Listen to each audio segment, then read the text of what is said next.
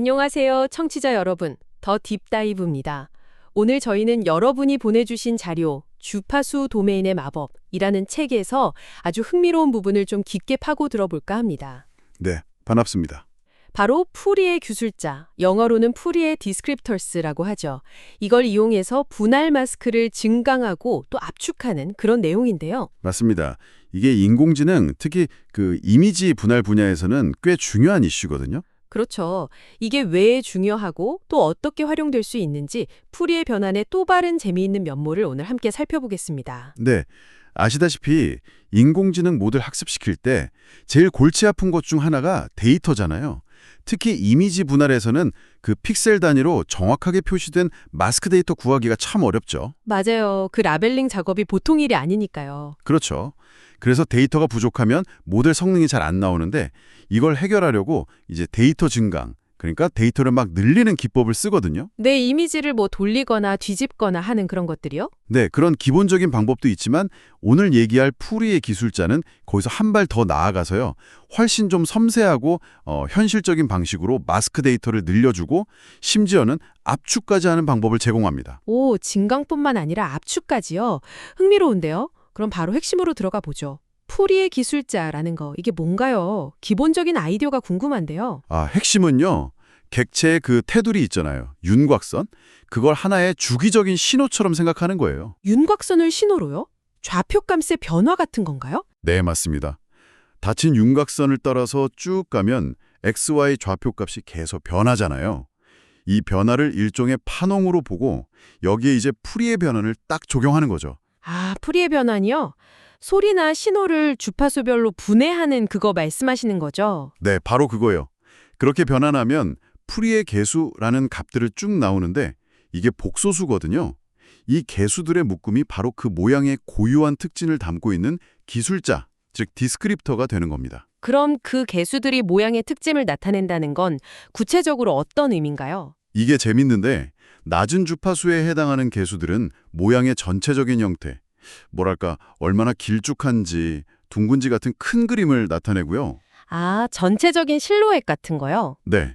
그리고 높은 주파수 개수들은 윤곽선의 좀 더 자잘한 부분, 예를 들면 뾰족한 모서리나 세세한 굴곡 같은 디테일을 잡아내는 거죠. 원래는 패턴 인식 분야에서 어떤 모양을 찾거나 분류하려고 개발된 기술이에요. 와, 모양을 주파수 성분으로 분해해서 특징을 뽑아낸다니 굉장히 수학적이면서도 우아한 방법이네요. 그렇죠. 그럼 이걸 이용해서 아까 말씀하신 부족한 마스크 데이터를 늘리는 증강은 어떻게 하는 건가요? 그 풀이의 개수들을 뭐 어떻게 조작해서 새로운 마스크를 만들어내는 거죠? 네, 바로 그 과정이 이 기술의 핵심인데요. 일단 기존 마스크에서 객체의 윤곽선을 따냅니다. 추출하는 거죠. 네, 윤곽선을 먼저 얻고 그 다음에 이 윤곽선 좌표 데이터의 고속 풀이의 변환, FFT라고 하죠. 이걸 적용해서 풀이의 개수들을 얻어요. 자, 여기가 중요한데 이 얻어진 개수들을 일부러 조금씩 바꾸는 겁니다. 아, 개수를 바꾼다고요? 어떻게 바꾸나요? 예를 들면요. 특정 주파수 대역의 개수값에다가 약간 무작위적인 노이즈를 살짝 섞어주거나 아니면 개수의 크기, 그러니까 그 성분의 영향력 세기를 조금 키우거나 줄이거나 또는 개수의 위상, 뭐랄까 파동의 시작 타이밍 같은 걸 살짝 비트는 거죠. 잠깐만요. 그럼 개수를 바꾼다는 게 실제 모양에는 어떤 변화를 주는 건가요? 만약에 저주파 성분의 크기를 바꾸면 그냥 객체가 커지거나 작아지는 건가요? 좋은 질문인데요. 꼭 그렇지만은 않아요. 예를 들어 아주 낮은 주파수 성분들 간의 비율을 조절하면 객체의 전체적인 가로 세로 비율, 그러니까 몸매라고 할까요? 그런 게 미묘하게 달라질 수 있어요. 몸매요? 재미있는 표현이네요. 네. 그리고 뭐 중간 정도 주파수 성분을 건드리면 좀 더 부분적인 변형이 생겨요. 특정 부분이 약간 더 튀어나오거나 들어가는 식으로요. 고주파 성분을 바꾸면 윤곽선이 더 오돌토돌해지거나 반대로 더 매끄러워지거나 아주 세밀한 질감 같은 게 달라지는 거죠.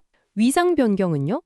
그건 어떤 효과를 주나요? 위상을 바꾸면 모양의 기본적인 뼈대는 유지되면서 윤곽선을 그리는 시작점이 달라지거나 전체적인 방향이 살짝 돌아가는 듯한 효과를 줄 수 있어요.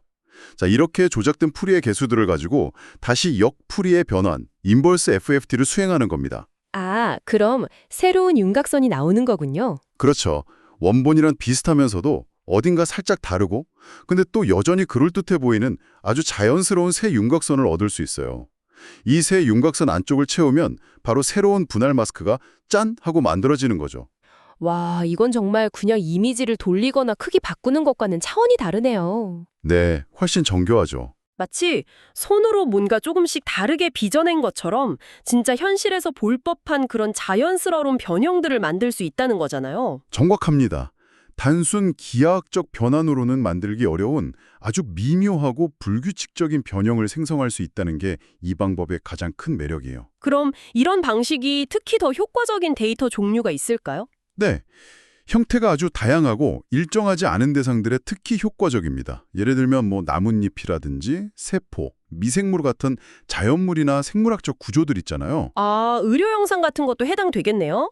인체 장기나 혹은 병변 같은 것들이요. 맞습니다. 그런 대상들은 원래부터 개체마다 모양이 조금씩 다 다르기 때문에 푸리의 기술자를 이용한 증강이 실제 데이터의 분포를 더 잘 따라갈 수 있는 거죠. 네, 들어보니까 정말 강력한 방법 같은데 혹시 구현할 때 좀 까다로운 점은 없나요? 예를 들어 파이썬 같은 걸로 이걸 직접 해보려면요. 생각보다는 구현 자체가 아주 복잡하진 않아요. 파이썬 쓰신다면 넘파이나 사이파이 라이브러리에 FFT 관련 함수들이 워낙 잘 돼 있어서요. 쉽게 쓸 수 있고요. 아, 넘파이나 사이파이요? 네. 그리고 윤곽선 추출하고 나중에 새로 만든 윤곽선으로 마스크 만드는 작업은 오픈CV 같은 이미지 처리 라이브러리 쓰면 편하고요. 그럼 전체적인 작업 순서는 어떻게 되나요? 다시 정리하면 1단계가 마스크에서 윤곽선 뽑아내기, 2단계는 그 윤곽선 좌표에 FFT 적용해서 푸리의 개수 얻기, 3단계가 핵심인데 이 개수들을 적절히 조작하기, 4단계는 조작된 개수로 역FTN 수행해서 새로운 윤곽선 좌표 얻기, 마지막 5단계가 이세 윤곽선으로 마스크 이미지를 만드는 거죠. 그렇군요. 단계 자체는 명확하네요. 그런데 이렇게 강력한 기법도 실제로 적용하다 보면 뭔가 함정이나 예상치 못한 문제가 있을 수도 있을 것 같아요. 네, 당연히 있습니다. 몇 가지 좀 주의해야 할 점들이 있는데요. 첫째는 푸리의 변환을 제대로 쓰려면 윤곽선이 반드시 닫힌 곡선이어야 해요. 시작점과 끝점이 딱 만나야 한다는 거죠. 아, 열려 있으면 안 되는군요. 네, 만약 마스크 중간에 구멍이 뻥 뚫려 있거나 윤곽선이 중간에 끊어져 있으면 변환 결과가 좀 이상하게 나올 수 있어요. 보통은 그래서 가장 바깥쪽 윤곽선 하나만 쓰거나 아니면 내부에 구멍이 있으면 그건 또 따로 처리해주고 그래야 합니다. 그렇군요. 또 다른 주의점은요? 둘째는 푸리의 개수를 얼마나 조작할 거냐 그 정도를 잘 잡는 게 중요해요. 너무 많이 바꾸면 원래 객체랑 전혀 상관없는 이상한 모양이 나올 수 있고요. 네, 너무 적게 바꾸면 증강 효과가 별로 없을 거고요. 맞아요. 그래서 이 조절 범위는 보통 실험을 통해서 찾는데요. 증강된 데이터를 써서 모델을 학습시켰을 때 검증 데이터셋에서의 성능이 어떻게 변하는지를 보면서 최적의 범위를 찾아나가는 게 일반적입니다. 계산 시간 문제는 어떤가요? 데이터가 많으면 이것도 꽤 걸릴 것 같은데요? 네, 그것도 중요한 포인트죠. 셋째, 계산 비용. FFT 자체는 사실 굉장히 빠른 알고리즘이에요. O(n) log n이니까요. 근데 모든 마스크 데이터에 대해서 윤곽선 추출하고 변환하고 조작하고 다시 역변환해서 마스크 생성하고 이 과정을 다 거치려면 데이터 양이 많으면 시간이 꽤 걸릴 수 있습니다. 그래서 실시간으로 하기는 좀 어렵겠네요. 그렇죠. 실시간 증강보다는 학습 시작하기 전에 미리 증강된 데이터셋을 만들어두는 그런 오프라인 방식을 더 선호하기도 합니다. 넷째는 이게 또 만능은 아니라는 점이에요. 아, 잘 안 통하는 경우도 있군요. 네, 예를 들어 아주 단순한 기하학적 모형, 완벽한 원이나 정사각형 같은 거 있잖아요. 이런 거는 푸리의 개수로 변형을 줘도 별로 자연스럽지 않거나 효과가 미미할 수 있어요.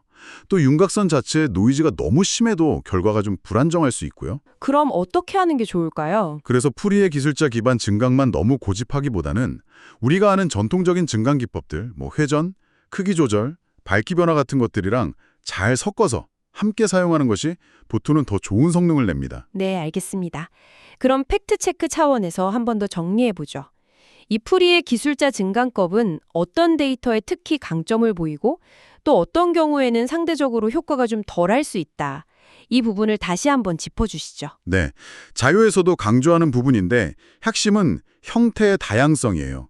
자연물, 예를 들어 나뭇잎, 세포, 아메바 같은 거, 아니면 생물학적 구조, 장기나 종양 같은 것들처럼 원래부터 개체 간의 모양 차이가 크고 좀 불규칙한 대상들 있잖아요. 이런 마스크를 증강할 때 아주 효과적입니다. 현실에 있을 법한 다양한 형태를 잘 만들어내니까요. 반면에 효과가 덜한 경우는요? 반대로 건물이나 자동차, 기계 부품처럼 형태가 아주 딱 정해져 있고 각진 부분이 많고 객체 간의 변이가 거의 없는 인공적인 객체에는 효과가 좀 제한적일 수 있어요.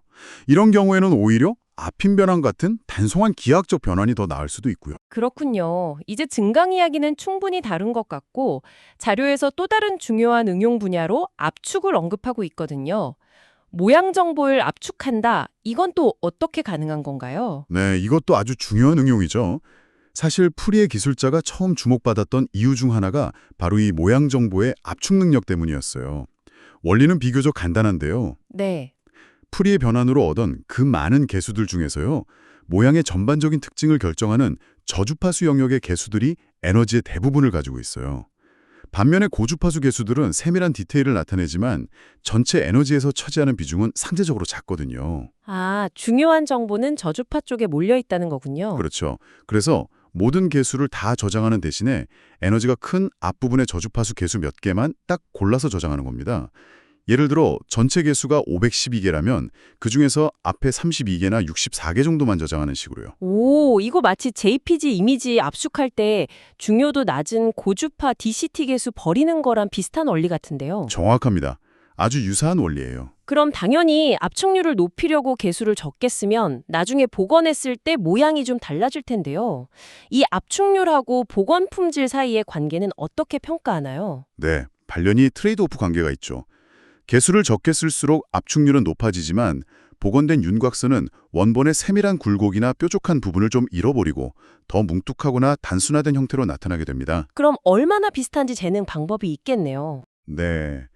그래서 이 복원된 모양이 원본이랑 얼마나 비슷한지를 측정하는 지표가 필요한데요. 대표적으로 하우스도르프 거리라는 걸 써요. 이건 쉽게 말하면 두 윤곽선 위에 있는 모든 점들을 비교했을 때 각 점에서 다른 윤곽선까지 제일 가까운 거리를 재고 그 거리들 중에서 제일 큰 값, 그러니까 두 모양 사이에 가장 크게 벌어진 지점의 거리를 재는 방식이에요. 아, 최대 불일치 거리 같은 거군요. 네. 또는 원본 마스크랑 복원된 마스크가 영역으로 봤을 때 얼마가 겹치는지를 보는 IOU 값을 쓰기도 하고요. 아니면 그냥 프리의 개수 자체의 에너지 손실률을 계산해서 품질을 평가하기도 합니다. 그럼 보통 어느 정도 수준까지 압축하는 게 일반적인가요? 시각적으로 크게 차이 안 나면서 압축 효과도 얻으려면요. 일반적으로는 전체 프리의 개수가 가진 총 에너지의 한 95%에서 98% 정도, 그 정도를 보존하는 수준까지 저조파수 개수를 선택해서 쓰면 눈으로 보기에는 원본이랑 거의 구별하기 어려우면서도 상당한 데이터 크기 감소 효과를 얻을 수 있다고 알려져 있어요. 95에서 98%요? 꽤 높은데요? 네. 만약 하나의 마스크 이미지 안에 객체가 여러 개 있다면 각 객체의 윤곽선마다 프리의 기술자를 계산하고 압축해야 하고요. 실제로 이런 압축 기술은 어떤 분야에서 쓰이나요? 이게 실제로 대용량 의료 영상 데이터베이스, 예를 들어 CT나 MRI 스캔 엄청 많잖아요. 거기에서 추출된 장기나 종양의 3차원 마스크 정보를 저장할 때 유용하고요. 또 위성 이미지 분석할 때 식별된 넓은 지역의 경계선 데이터를 효율적으로 저장하고 전송해야 할 때도 쓰입니다. 특히 클라우드에서 분석 많이 하니까 저장 비용이나 통신 비용 줄이는 데 큰 도움이 되죠. 그런데 압축할 때도 혹시 주의할 점이 있을까요?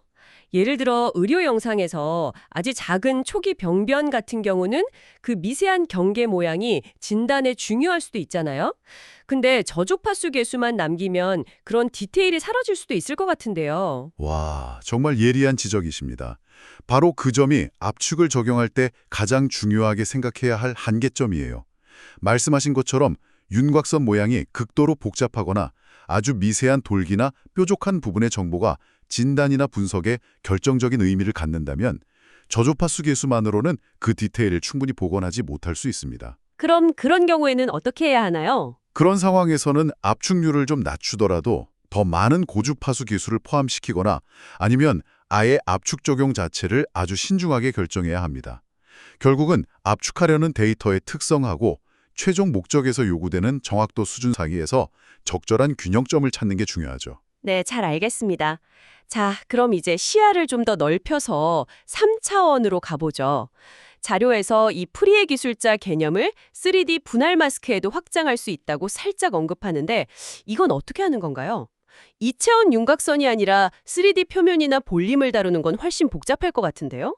네, 2차원에서 성공적이었던 아이디어를 3차원으로 확장하려는 연구도 꽤 활발히 진행되고 있습니다.